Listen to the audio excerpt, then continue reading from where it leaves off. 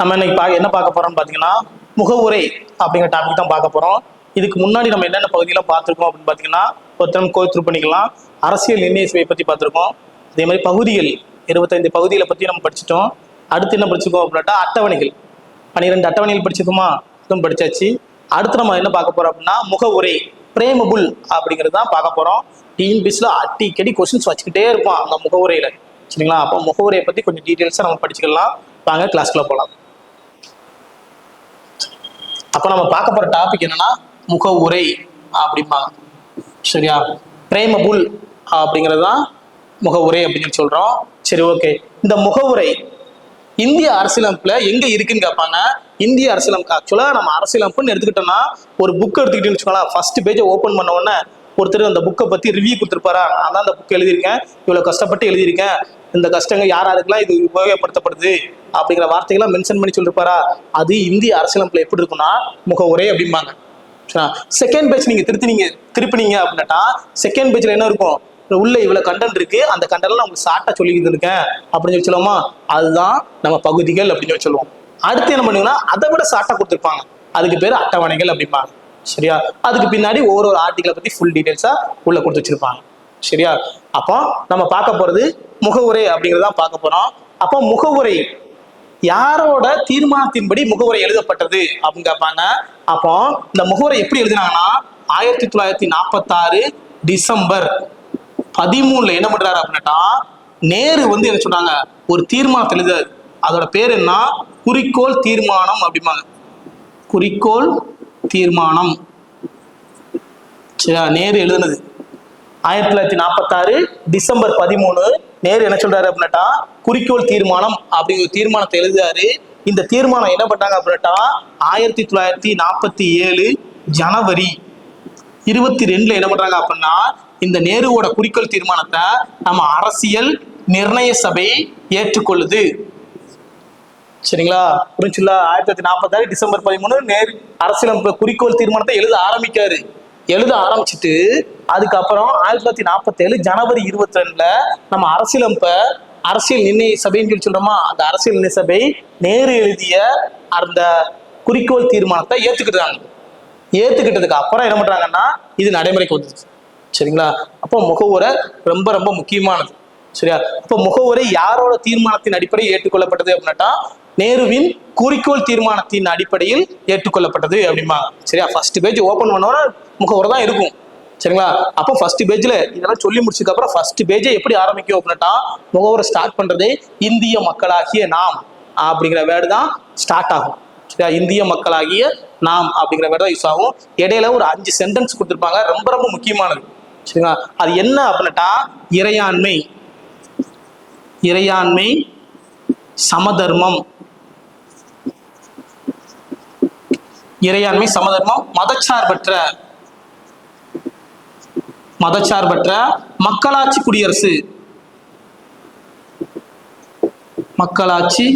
குடியரசு அப்படிம்பாங்க, சரியா? இறையாண்மைங்கிறது 1, சமதர்மம், மதச்சார்பற்ற மக்களாட்சி குடியரசு ரொம்ப முக்கியமானது. ஏன்னா 2022 குரூப் 4 கொஸ்டினே இதான். என்ன பண்றா அப்படின்னாட்டா இதை வருஷப்படுத்துங்க அப்படின்னு சொல்லிட்டாங்க. ஃபர்ஸ்ட் இறையாண்மை, 2வது சமதர்மம், 3வது மதச்சார்பற்ற, 4வது மக்களாட்சி, 5வது குடியரசு. இறையாண்மை அப்படின்னா என்ன மீனிங் அப்படின்னு கேட்டீங்கன்னா எந்த ஒரு நாட்டையும் நம்ம என்ன பண்ண அடிமைப்படுத்தி இல்லை, நாங்க யாரு கீழே அடிமையா இல்லை அப்படிங்கிறதுக்கான மீனிங் தான் இறையாண்மை அப்படிம்பாங்க, சரிங்களா? நம்ம யாரையும் அடிமைப்படுத்தி கிடையாது. எக்ஸாம்பிளுக்கு சைனாலாம் பாத்தீங்கன்னா ஏதாவது சின்ன நாடா குட்டி நாடா என்ன பண்ணாங்க அடிமைப்படுத்தி வச்சிருப்பாங்க, அப்ப அங்க இறையாண்மை இல்லைன்னு அர்த்தம். ஆனா இந்தியாவை பொறுத்த வரைக்கும் என்ன பண்ண அப்படின்னா எந்த ஒரு நாட்டையும் நம்ம அடிமைப்படுத்தி இல்லை, நம்மளும் யாருக்கும் அடிமை கிடையாது.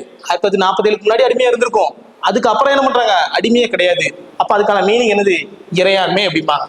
2வது சமதர்மம்னா ஆர்டிகல் 14 என்ன சொல்லுது, ஈக்குவாலிட்டி அப்படிம்பாங்க, சரியா? சட்டத்தின் முன் அனைவரும் சமம் அப்படிம்பாங்க. அப்போ சமதர்மம் எல்லாத்துக்கும் ஈக்குவலா ஹேண்டில் பண்ணும். ஒரு சட்டம் கொண்டு வரீங்க அப்படின்னா எல்லாத்துக்கும் பொதுவா இருக்கும், அதை பத்தி சொல்றதுதான் சமதர்மம் அப்படிங்க.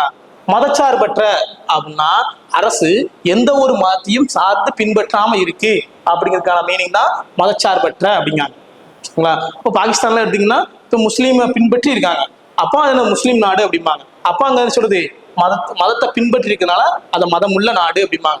இது என்ன சொன்னாங்க, மதச்சார்பற்ற நாடு. மதச்சார்பற்ற நாடு அப்படின்னா என்ன மீனிங் அப்படின்னா, இந்தியாவில் எந்த மதத்தினாலும் நீங்க பின்பற்றிக்கோங்க, ஆனா அரசுக்குன்னு சொல்லி எந்த ஒரு மதமும் கிடையாது அப்படிங்கிறதுக்கான மீனிங் தான் மதச்சார்பற்ற அப்படின்னு சொல்றாங்க.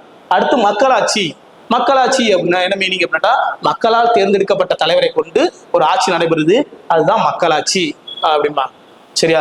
குடியரசு அப்படின்னாட்டா நம்ம ஆல்ரெடி ஒரு நாட்டில் அடிமைப்படுத்தி கிடந்தோம், அதுல இருந்து என்ன மட்டும் மீண்டெழுந்து குடியரசா மாறி இருக்கும். நம்மளோட பிரதிநிதியை யாரு இருக்காருன்னா குடியரசுத் தலைவர் இருக்காரு அப்படிங்கிறத பத்தி சொல்றதுதான் குடியரசு அப்படிங்கிறாங்க. சரியா? 5 வேர்டு முக்கியமானது: இறையாண்மை, சமதர்மம், மதச்சார்பற்ற, மக்களாட்சி, குடியரசு அப்படின்னு வச்சுக்கணும். சரியா?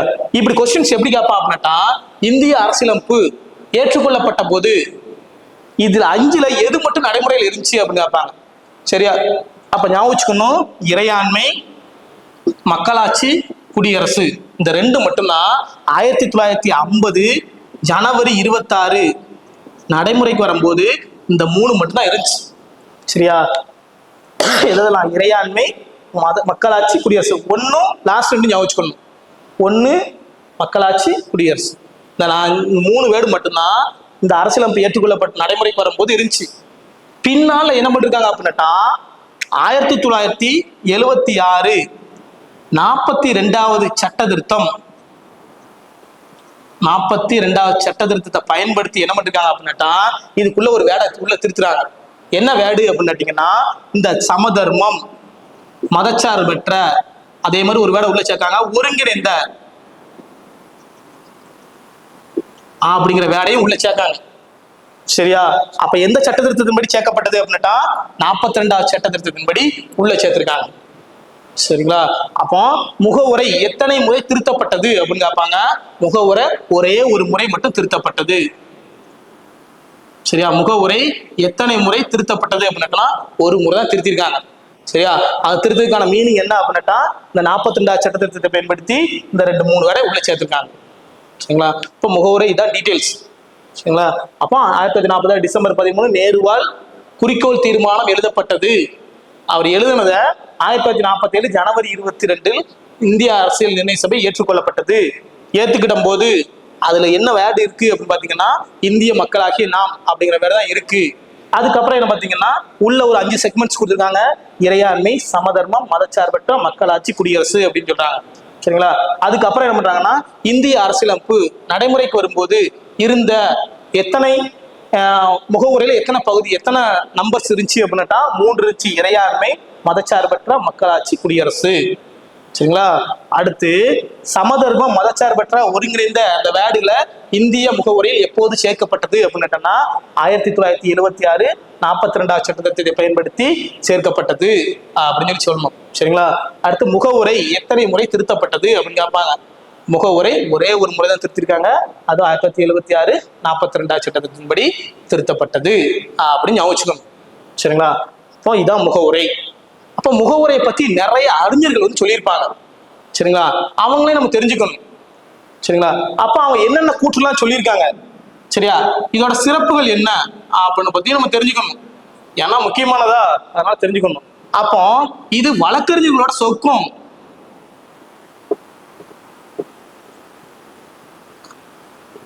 வழக்கறிஞர்களினோட சொர்க்கம் அப்படின்னு சொன்னது யாருன்னு கேட்பாங்க. டைசி, ஏவி டைசி அப்படின்னு சொல்லுமா, அவர் தான் சொல்றாரு. அதாவது இந்த முகவுரை எப்படி இருக்கு அப்படின்னா வழக்கறிஞர்களோட சொர்க்கமா இருக்கு அப்படின்னு சொல்றது யாரு அப்படின்னா ஏவி டைசி. டிஎன்பிஎஸ்சி கொஸ்டின்: வழக்கறிஞர்களோட சொர்க்கம் முகவுரை என்று கூறியவர் யார் அப்படின்னா ஏவி டைசி அப்படிம்பாங்க. சரியா? அடுத்து என்ன சொல்றாங்க அப்படின்னா, முகவுரை வந்து இந்திய மக்களினோட கனவுகள் எல்லாம் என்ன சொல்றது உள்ள இருக்கு. சரி, இந்திய மக்களோட கனவுகள் எல்லாம் இதுக்குள்ளதான் இருக்கு அப்படின்னு சொன்னது யாரு அப்படின்னா கிருஷ்ணமாச்சாரியார்.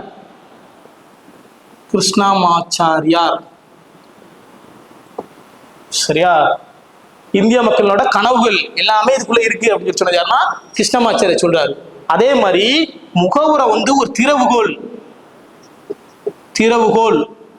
அப்படின்னு சொல்றாரு. முகவுரை வந்து ஒரு திறவுகோல் மாதிரி, வீட்டுக்கு ஒரு கீ மாதிரி சொல்றது.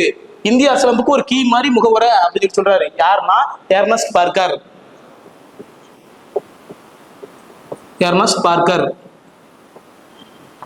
சரியா? அடுத்த ஒருத்தர் சொல்றாரு இந்திய முகவரை ஆன்மா மாதிரி, இந்திய அரசியலமைப்பின் முகவுரை என்பது ஆன்மா மாதிரி அப்படின்னு சொல்லி சொல்றாரு. யாரு ஆன்மா? அதுக்கப்புறம் ஜாதகம் அப்படிங்காங்க. சரியா? ஆன்மா கிடையாது. இந்திய அரசியலமைப்பின் முகவுரை ஜாதகம் மாதிரி. ஒருத்தனோட மூஞ்ச பார்த்தோம்னா நம்ம எல்லாமே சொல்லிடலாம். அத மாதிரி நம்ம முகவுரைய பார்த்தாலே எல்லா டீடைலும் சொல்லிடலாம். அது ஒரு ஜாதகம் மாதிரி இருக்குப்பா அப்படின்னு சொல்லி சொல்றாரு. அவர் தான் யாரு அப்படின்னா முன்சி. சரியா? இப்போ வழக்கறிஞர்களோட சொற்கம் சொல்லி சொன்னது யாரு அப்படின்னா ஏபி சொன்னது யாருன்னா கிருஷ்ணமாச்சாரியார். திறவுகோல் அப்படின்னு சொல்லி சொன்னது யாருன்னா எர்னஸ்ட் பர்கர் அப்படிங்கிறதா திறவுகோல் அப்படிங்காரு. அதே மாதிரி என்ன சொல்றது அப்படின்னா ஜாதகம் அப்படின்னு சொல்லி சொன்னதுன்னா முன்சி சொல்றாரு. இது ஒரு அடையாள அட்டை அப்படிங்காரு. அடையாள அட்டை அப்படிங்காரு. யாரு அப்படின்னா பல்கிவாலா. பல்கிவாலா அப்படிங்கிறத சொல்றாரு. சரிங்களா? இந்திய அரசியலமைப்புல முகவுரை என்பது ஒரு அடையாள மாதிரி. இப்போ ஓட்டு போட்டோம்னா ஓட்டர் ஐடி இருக்கு. அது அந்த ஐடியை பார்த்தோன்னா அவன் டீடைல்ஸ் ஃபுல்லா கத்துக்கலாம். அதே மாதிரி முகவுரையை தெரிஞ்சுக்கிட்டா அது அடையாள மாதிரி அப்படிங்கிறது யாருன்னா பல்கிவாலா அப்படிம்பாங்க. சரியா? ரொம்ப ரொம்ப முக்கியமானது. முகவுரையை பற்றி சிறப்பாக கூறியவர்கள் யாரு அப்படின்னு கேட்பாங்க. ஃபர்ஸ்ட் யாரு? வழக்கறிஞர்களோட சொர்க்கம் அப்படின்னு சொல்லி சொன்னது யாருன்னா ஏவி டைசி. ரெண்டாவது இந்திய மக்களோட கனவுகள் எல்லாம் இதுக்குள்ள இருக்கு அப்படின்னு சொல்லி சொன்னது யாருன்னா கிருஷ்ணமாச்சாரியார். அடுத்து இது ஒரு திறவுகோல் மாதிரி அப்படின்னு சொல்லி சொன்னது யாருன்னா எர்னஸ்ட் பர்கர். அடுத்து இது ஒரு ஜாதகம் மாதிரி அப்படின்னு சொல்லி சொன்னதுன்னா முன்சி. ஒரு அடையாள அட்டை அப்படின்னு சொல்லி சொன்னா பல்கிவாலா அப்படின்னு ஞாபகம் வச்சுக்கணும். சரியா? ஞாபகம் வச்சுக்கணும். திறவுகோல்னா எர்னஸ்ட் பர்கர். பர்கர் இருக்குல்ல உள்ள வச்சு திறக்கும், அப்ப பர்கர் திறக்கும் அப்படின்னு ஞாபகம் வச்சுக்கணும். ஜாதகம்னா ஒருத்தன் மூஞ்ச பார்த்தா ஜாதகத்தை சொல்லிடலாம், அப்ப ஜாதகம்னா முன்சி அப்படின்னு ஞாபகம் வச்சுக்கணும். அடுத்து அடையாள அட்டை. சிரிச்சுக்கிட்டே இருக்கான், பல்ல காமிச்சுக்கிட்டே இருக்கான், அவனை பார்த்தா அடையாள அட்டை அப்படின்னு ஞாபகம் வச்சுக்கணும். சரிங்களா? இப்போ ரொம்ப ரொம்ப முக்கியமானது. சரி, ஓகே. அப்போ ஒரு சில விஷயங்கள் நடக்கு. முகவுரை இந்திய அரசியலமைப்புல ஒரு பகுதியா கிடையாதா அப்படின்னு என்ன சொல்றாங்க, நிறைய டிபேட் நடக்கு. ஃபர்ஸ்ட் பேஜ்ல நீங்க உள்ள வச்சிட்டீங்க இந்திய அரசியலமைப்பு ஒரு முகவுரை, ஒரு 25 பகுதிகள், 12 அட்டவணைகள் சொல்லிட்டீங்க. இந்த முகவுரை இந்திய அரசியலமைப்புல ஒரு பகுதியா கிடையாதா அப்படின்னு சொல்லி டிபேட் ஆரம்பிச்சு. சரிங்களா? அப்போ அதுக்கான உச்சநீதிமன்றத்துல ஒரு கேஸ் போட ஆரம்பிச்சாங்க. இது ஒரு பகுதியா கிடையாதா, ஆமாவா இல்லையா அப்படின்னு சொல்லி கேஸ் போட ஆரம்பிச்சாங்க. அதுதான் ஃபர்ஸ்ட் கேஸ். வழக்குகள் அப்படிம்பாங்க.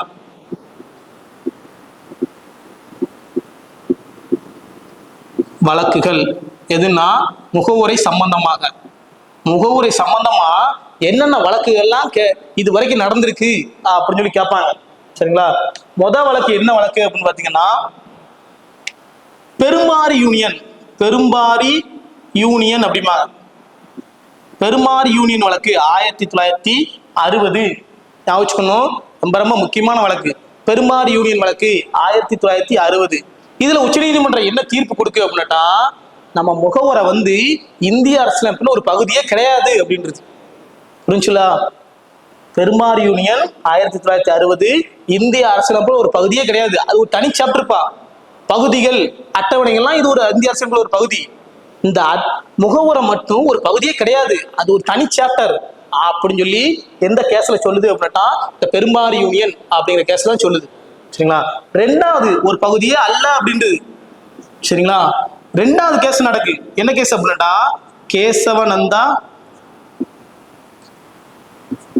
கேசவனந்தா பாரதி வழக்கு. பாரதி வழக்கு. சரியா? 1973. ஞாபகம் வச்சுக்கணும். ரொம்ப ரொம்ப முக்கியமான வழக்கு. ஆக்சுவலா ஒரு கொஸ்டின் கேட்டாங்க அப்படின்னாட்டா அதுக்கான ஆன்சர் தெரிஞ்சுட்டா போட்டுருங்க. சப்போஸ் தெரியல அப்படின்னாட்டா கேசவானந்தா பாரதி வழக்கு ஏதாவது ஒரு வழக்கு இருந்ததா டிக் பண்ணிருங்க. ஏன்னா ரொம்ப வழக்கு இவர் தான் போட்டிருப்பாரு.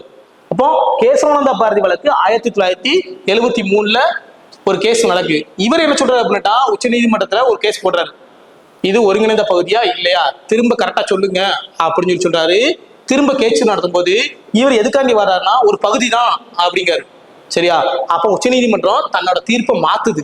எப்படி மாத்துது அப்படின்னாட்டா ஆமா ஒரு பகுதி தான், அது தனியா பிரிச்சு வைக்க கூடாது, அது இந்திய அரசியலமைப்போட சேர்ந்தது ஒரு பகுதி தான் அப்படின்னு சொல்லி எந்த கேஸ்ல சொன்னதுன்னா கேசவானந்தா பாரதி வழக்கு அப்படின்னு சொன்னாங்க 1973 அப்படின்னு வச்சுக்கணும். சரிங்களா? அடுத்து மூணாவது கேஸ் ஒன்று நடக்கு. எல்ஐசி வழக்கு அப்படிம்பாங்க 1995. எல்ஐசி வழக்கு அப்படிம்பாங்க. இந்த வழக்குல என்ன சொல்லுது அப்படின்னா உச்சநீதிமன்றம் அந்த தீர்ப்பையும் மாத்துது. என்ன சொல்லுது அப்படின்னாட்டா, அது ஒரு பகுதி இல்லைன்னு சொல்லிட்டீங்க, அது ஒரு பகுதிதான் சொல்லிட்டீங்க. இந்த வழக்குல என்ன சொல்லுது அப்படின்னாட்டா, இது ஒரு ஒருங்கிணைந்த பகுதி அப்படிங்குது. முகவரை வந்து இந்திய அரசியலமைப்பின் ஒரு ஒருங்கிணைந்த பகுதி, ஒருங்கிணைந்த ஒருங்கிணைந்த பகுதி அப்படின்னு சொல்லி சொல்லுது. சரிங்களா? ரொம்ப ரொம்ப முக்கியமானது கொஸ்டின். சரிங்களா? அந்த வழக்குகள் ரொம்ப முக்கியமானது. முகவுரையில இந்திய அரசியலமைப்புல எத்தனை வழக்குகள் நடந்துச்சுன்னா 3 வழக்கு நடந்துச்சு. ஒண்ணு பெரும்பாறு யூனியன் வழக்கு அப்படிம்பாங்க, 1960 நடந்துச்சு. அந்த வழக்கு உச்சநீதிமன்றம் என்ன சொல்லுது அப்படின்னாட்டா, முகவுரை இந்திய அரசியலமைப்பு ஒரு பகுதியே கிடையாதுன்றுச்சு. சரிங்களா? அப்போ ஒரு பகுதியே கிடையாது. கேசவானந்த பாரதி வழக்குல என்ன சொல்லுது அப்படின்னா 1973 தன்னோட வழக்கை அப்படியே சொல்லுது, மாத்துது. என்ன சொல்லுது அப்படின்னாட்டா, ஆஹா கிடையாது, இது ஒரு பகுதி தான் அப்படி சொல்லி சொல்லுது. அடுத்து எல்ஐசி வழக்குல என்ன சொல்லுது அப்படின்னா 1995 இது ஒருங்கிணைந்த பகுதி அப்படிங்குது. சரிங்களா? அப்போ 3 கேஸ் இது டிஎன்பிசில ப்ரூஃப் ஒன்ல அடிக்கடி கேட்டுக்கிட்டே இருக்க கொஸ்டின். சரிங்களா? அப்போ முகவரையை பத்தி இவ்வளவு டீடைல்ஸ் இருக்கு. சரிங்களா? அப்போ ஃபுல் டீடைல்ஸ் நம்ம படிச்சுக்கணும். வர கிளாஸ்ல அடுத்தடுத்த கிளாஸ்ல நம்ம அடுத்தடுத்த செக்மெண்ட்ஸை நீ பார்க்கலாம். சரிங்களா?